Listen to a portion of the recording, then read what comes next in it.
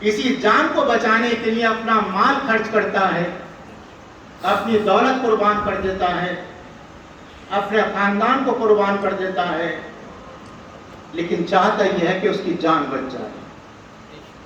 لیکن سب سے بڑا سوال یہ ہے کہ شہید نے اپنی جان کیوں قربان کی؟ اگر چاہتے تو علامہ مرزا محمد کامل رحمت اللہ علیہ اپنی جان بچا سکتے تھے، کوئی زبردستی نہیں تھی، جان محفوظ رہتی، لیکن جان کیوں قربان کی؟ بس یہی سے عقیدہ امامت کی اہمیت اور مذہب کی اہمیت کا اندازہ ہوتا ہے۔ شہید نے فیصلہ کیا کہ جان تو ایک دن جانا ہے، یہ جان ہمیشہ باقی رہنے والی نہیں ہے، یہ جسم ہمیشہ باقی رہنے والا نہیں ہے۔ ہاں، اگر جان بغیر مقصد کے جائے تو انسان مردہ ہو جاتا ہے، لیکن اگر اعلیٰ مقصد کے لیے جان قربان کر دی جاتی ہے تو پھر وہ شہید ہو جاتا ہے۔ شہید نے فیصلہ کیا کہ مرنا ہے یا شہید ہونا، دو چیزیں ہیں، ایک ہوتا مرنا، سب مرتے ہیں، لیکن با مقصد مرنا جو ہے وہ انسان کی موت کو شہادت میں تبدیل کر دیتا ہے۔ اور جب انسان شہید ہوتا ہے تو قرآن اس کا وعدہ کر رہا ہے کہ جو لوگ اللہ کی راہ میں قتل کر دیے جاتے ہیں وہ مردہ نہیں ہیں بلکہ وہ زندہ ہیں۔ آج دنیا کو تعجب ہے کہ مرزا محمد کامل کیسے زندہ ہیں، ان کا تذکرہ کیسے باقی ہے؟ ہم نے تو ان کو زہر دے دیا تھا، ہم نے تو ان کو مار دیا تھا، ان کو تو مر جانا چاہیے تھا، ان کا تو ذکر خیر بھی نہیں ہونا چاہیے تھا۔ ان نادانوں کو یہ نہیں معلوم کہ جو علی والا ہوتا ہے وہ اپنی جان معمولی مقصد کے لیے جان قربان نہیں کرتا بلکہ اعلیٰ مقصد کے لیے جان قربان کرتا ہے۔ اور جب اعلیٰ مقصد کے لیے جان قربان کرتا ہے تو پھر وہ حیات جاویدانی کا مستحق بن جاتا ہے۔ آج شہید رابعہ کا تذکرہ ہو رہا ہے، کیوں؟ اس لیے کہ ان کا ہم پر احسان ہے۔ احسان کس طرح؟ میں اپنے بچوں کے لیے عرض کر دوں کہ باقاعدہ شیعہ کے خلاف تحریک چلی۔ حالات کیا تھے کہ جس کو خود شاہ عبدالعزیز محدث دہلوی نے اپنی مشہور کتاب تحفہ اثنا عشری کے مقدمے میں لکھا۔ وہ یہ لکھتے ہیں کہ میں نے تحفہ اثنا عشری کیوں لکھی کتاب شیعوں کے خلاف، بہت اہم کتاب، اور ان کا کتاب اس لیے میں لکھ رہا ہوں کہ میں یہ دیکھ رہا ہوں کہ اس دور میں کوئی سا ایسا اہل سنت کا گھر نہیں ہے کہ جہاں ایک یا دو فرد شیعہ نہ ہوں۔ اب یہ بہت تعجب کی بات ہے کہ اس دور میں شیعت اتنی تیزی سے پھیل رہی تھی کہ گھر گھر شیعت پہنچ چکی تھی، اور یہاں تک کہ صاحب رود کوثر لکھتے ہیں کہ شاہ عبدالعزیز کے قریبی رشتہ دار تھے جن کا نام تھا میر قمر الدین منت دہلوی، فارسی کے بہت بڑے شاعر تھے جن کا تعلق انہی کے خاندان سے تھا، انہوں نے بھی شیعت کو قبول کر لیا۔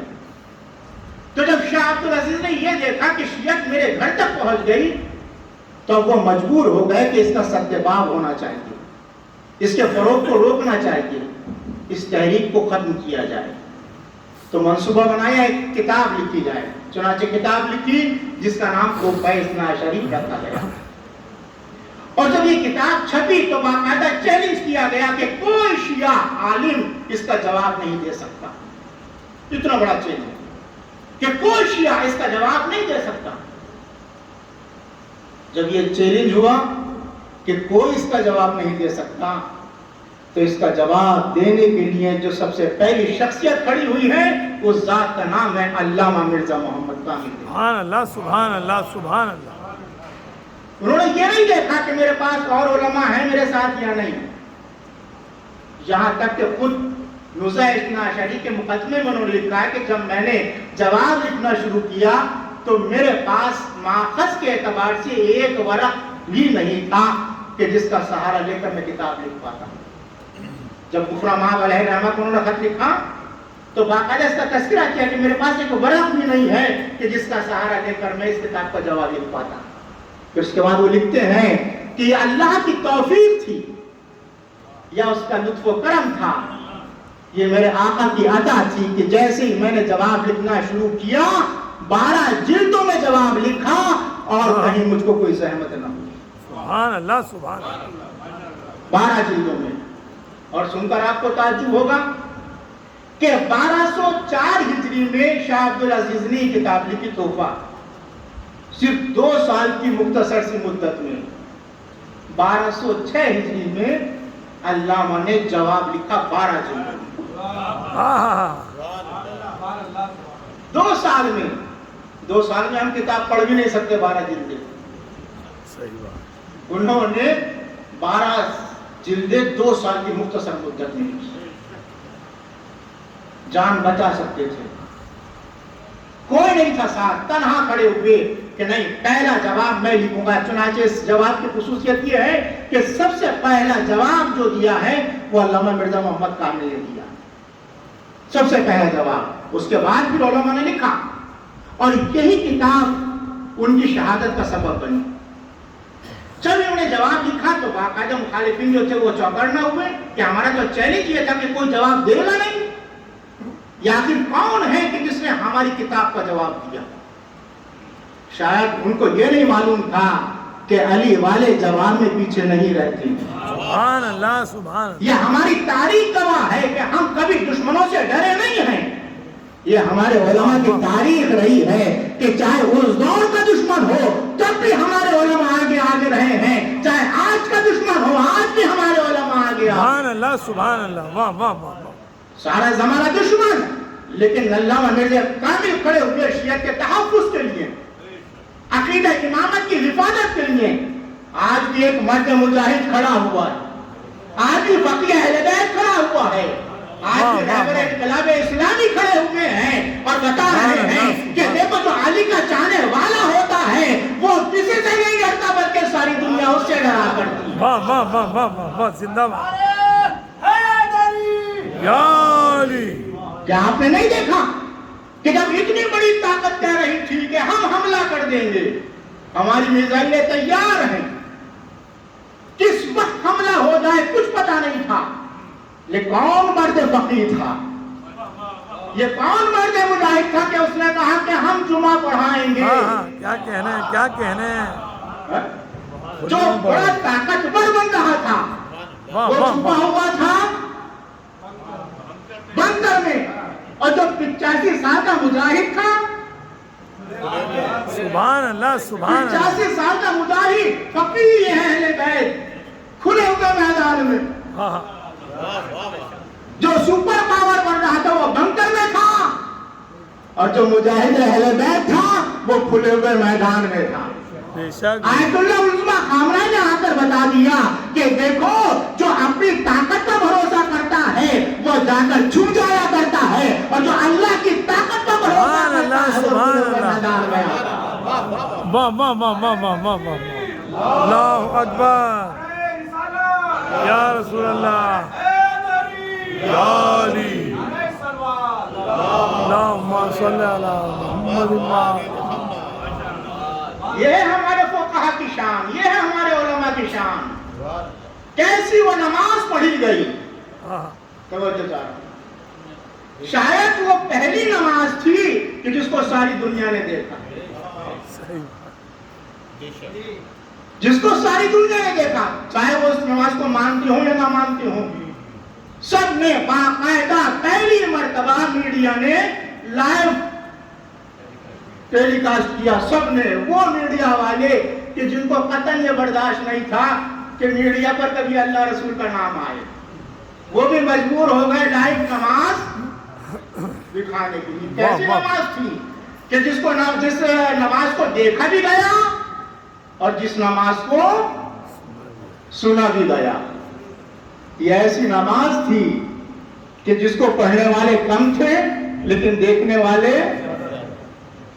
زیادہ تھے. وائٹ ہاؤس میں نماز دیکھی گئی، وہ نماز دیکھی گئی. کیسی نماز تھی بس دنیا ذرا سوچ لے کہ جب نائب امام کی حیبت کا یہ عالم ہے، ہاں ہاں ہاں، کیا کہنا ہے، کیا کہنا ہے.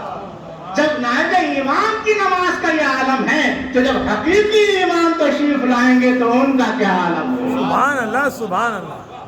کہ ساری دنیا ہلی جا رہی تھی، کانپ رہی تھی کہ کیا ہوگا کیا ہوگا. پوری دنیا ہلی ہوئی تھی، کانپ رہی تھی.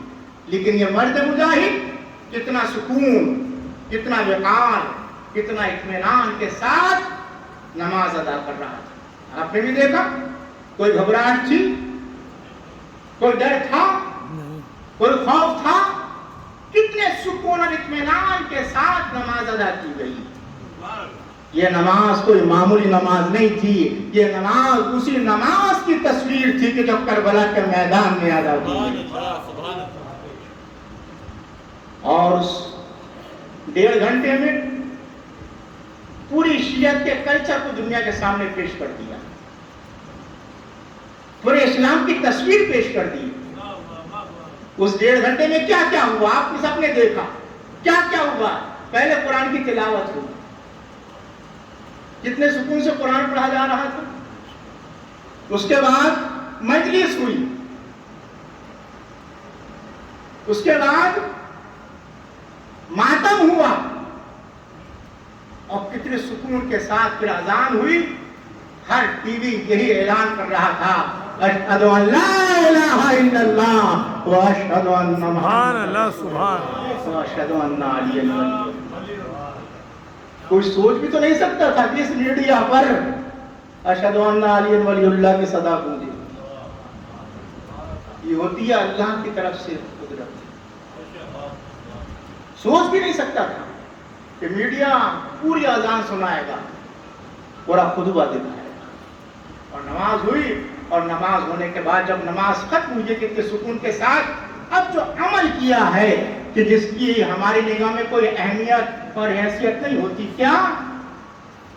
آپ کے شفا کو چومنا، جس کی ہمارے یہاں کوئی حیثیت نہیں ہے، بس نماز پڑھی چل دیے. واہ واہ واہ. لیکن چھوٹا چھوٹا عمل بھی اس دن بالکل ایسا تھا کہ جس کو محفوظ کیا جا سکتا ہے. باقاعدہ دوا خاک شفا کو اپنے پورے جسم پر ملا، پورے جسم پر مل کر بتایا کہ دیکھو ہمارا تعلق اسی خون حسین ابن علی سے ہے. سبحان اللہ، سبحان اللہ. یہ آج ہمارے اندر جو طاقت ہے، ہمارے اندر جو قوت ہے، ہمارے اندر جو ہمت ہے، یہ اسی خون حسین کا اثر ہے کہ جو کربلا کے میدان میں بہایا ہے. واہ واہ واہ واہ. ہم نائب صاحب چاہتے تو سامنے نہ آتے. ظاہر سی بات ہے ایسے موقع پر ایسی بڑی شخصیتیں سامنے نہیں آتی ہیں سیکورٹی کے حساب سے.